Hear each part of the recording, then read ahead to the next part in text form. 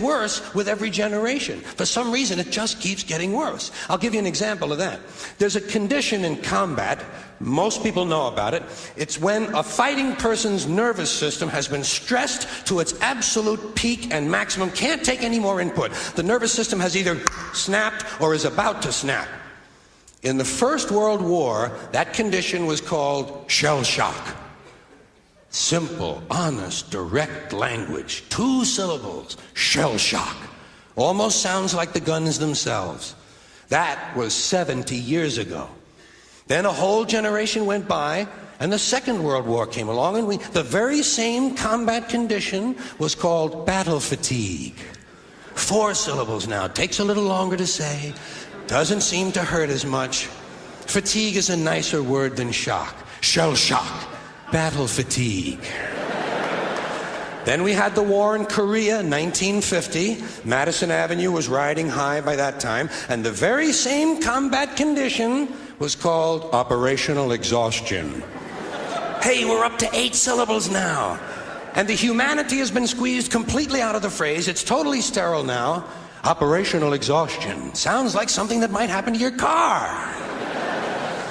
Then, of course, came the war in Vietnam, which has only been over for about 16 or 17 years. And thanks to the lies and deceit surrounding that war, I guess it's no surprise that the very same condition was called post-traumatic stress disorder.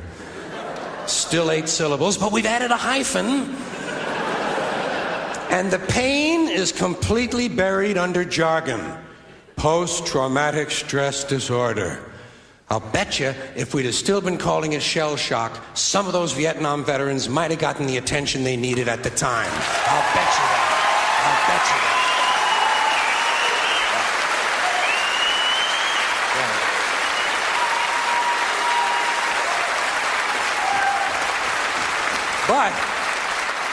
But it didn't happen. And one of the reasons is because we were using that soft language, that language that takes the life out of life. And it is a function of time. It does keep getting worse. Give you another example. Sometime during my life, toilet paper became bathroom tissue. I wasn't notified of this. No one asked me if I agreed with it. It just happened. Toilet paper became bathroom tissue. Sneakers became running shoes. False teeth became dental appliances. Medicine became medication. Information became directory assistance. The dump became the landfill. Car crashes became automobile accidents. Partly cloudy became partly sunny. Motels became motor lodges. House trailers became mobile homes. Used cars became previously owned transportation. Room service became guest room dining. And constipation became occasional irregularity. When I was a little kid, if I got sick, they wanted me to go to the hospital and see the doctor. Now they want me to go to a health maintenance organization or a wellness center to consult a healthcare delivery professional. Poor people used to live in slums. Now the economically disadvantaged occupy substandard housing in the inner cities. And they're broke. They're broke. They don't have a negative cash flow position. They're fucking broke. Because a lot of them were fired. You know, fired. Management wanted to curtail redundancies in the human resources area. So many people are no longer viable members of the workforce. Smug, greedy, well-fed white people have invented a language to conceal their sins. It's as simple as that. The CIA doesn't kill anybody anymore. They neutralize people. Or they depopulate the area. The government doesn't lie. It engages in disinformation. The Pentagon actually measures nuclear radiation in something they call sunshine units. Israeli murderers are called commandos. Arab commandos are called terrorists. Contra killers are called freedom fighters. Well, if crime fighters fight crime and firefighters fight fire, what do freedom fighters fight? They never mention that part of it to us, do they? Never mention that part of it.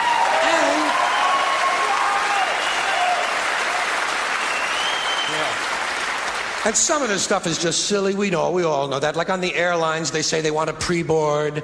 Well, what the hell is pre-board? What does that mean? To get on before you get on? They say they're going to pre-board those passengers in need of special assistance. Cripples! Simple, honest, direct language. There's no shame attached to the word cripple that I can find in any dictionary. No shame attached to it. In fact, it's a word used in Bible translations. Jesus healed the cripples. Doesn't take 7 words to describe that condition. But we don't have any cripples in this country anymore. We have the physically challenged.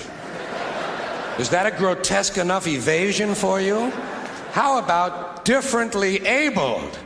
I've heard them called that, differently abled. You can't even call these people handicapped anymore. They'll say, we're not handicapped, we're handy-capable.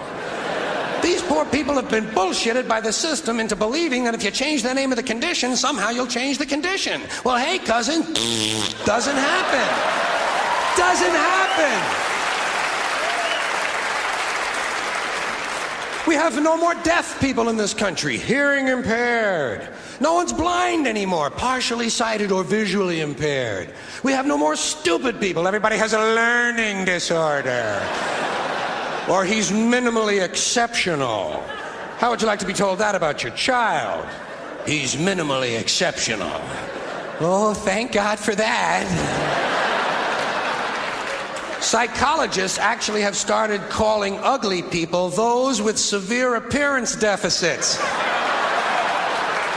It's getting so bad that any day now I expect to hear a rape victim referred to as an unwilling sperm recipient.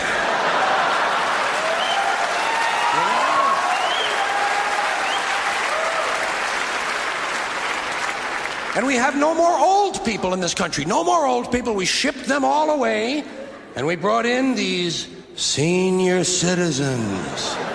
Isn't that a typically American 20th century phrase? Bloodless, lifeless. No pulse in one of them. A senior citizen. But I've accepted that one. I've come to terms with it. I know it's here to stay. We'll never get rid of it. That's what they're going to be called, so I'll relax on that. But the one I do resist, the one I keep resisting, is when they look at an old guy and they'll say, look at him, Dan. He's 90 years young. Imagine the fear of aging that reveals. To not even be able to use the word old to describe someone, to have to use an antonym. And fear of aging is natural, it's universal, isn't it? We all have that. No one wants to get old, no one wants to die, but we do. So we bullshit ourselves. I started bullshitting myself when I got to my 40s. As soon as I was in my 40s, I'd look in the mirror and I'd say, well, I guess I'm getting older. Older sounds a little better than old, doesn't it? Sounds like it might even last a little longer. Bullshit, I'm getting old. And it's okay, because thanks to our fear of death in this country, I won't have to die. I'll pass away.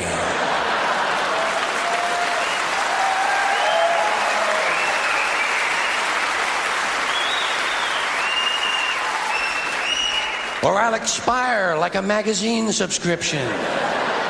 If it happens in the hospital, they'll call it a terminal episode. The insurance company will refer to it as negative patient care outcome. And if it's the result of malpractice, they'll say it was a therapeutic misadventure. I'm telling you, some of this language makes me want to vomit. Well, maybe not vomit. Makes me want to engage in an involuntary personal protein spill.